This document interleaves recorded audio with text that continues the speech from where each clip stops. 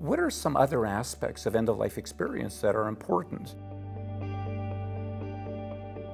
Why was it you chose psychiatry? Over time, discovered that the relational aspects of medicine, opportunities to meet people who were experiencing, various difficult medical circumstances, was particularly gratifying. And so by third, fourth year, it was very obvious to me that psychiatry was going to be my path. I actually remember the first day arriving in the Department of Psychiatry at the University of Manitoba, and for the first time, very much had the feeling of, this is where I belong. This feels like home. You were amongst the earliest researchers in the psychosocial aspects of medicine, particularly as it relates to life-limiting and life-threatening conditions.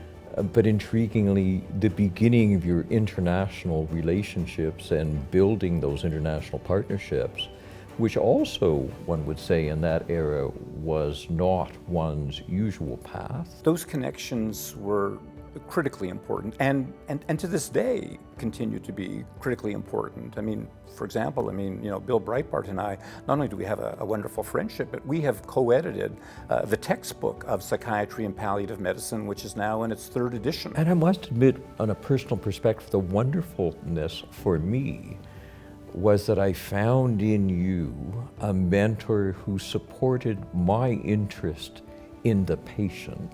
I would bet there are many others that you inspired in the same way. In the course of 30 plus years, I think I've given over 500 invited lectures around the world.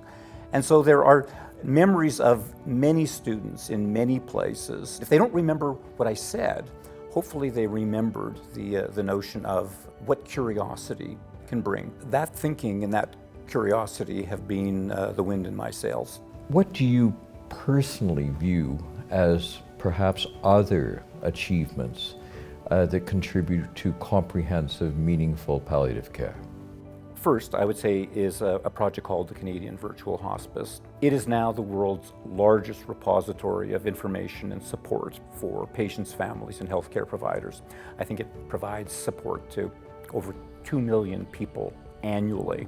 The other accomplishment, and in part this is because I'm just noticing the book you've brought with you. I did indeed. Yes, the book Dignity and Care is important to me because I think in some ways it's my attempt to try and extend some of this work beyond the confines of end-of-life care. You chose to stay at the University of Manitoba. Tell me about your choices to be here amongst us. My experience of the University of Manitoba and the Faculty of Medicine is that the education has been second to none.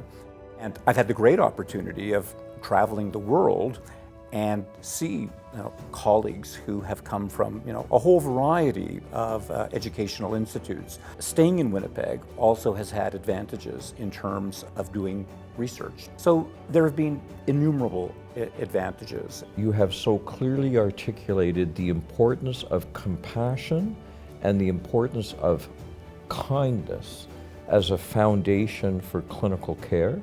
That contribution clearly distinguishes you in your contribution to our profession and that of other healing professions.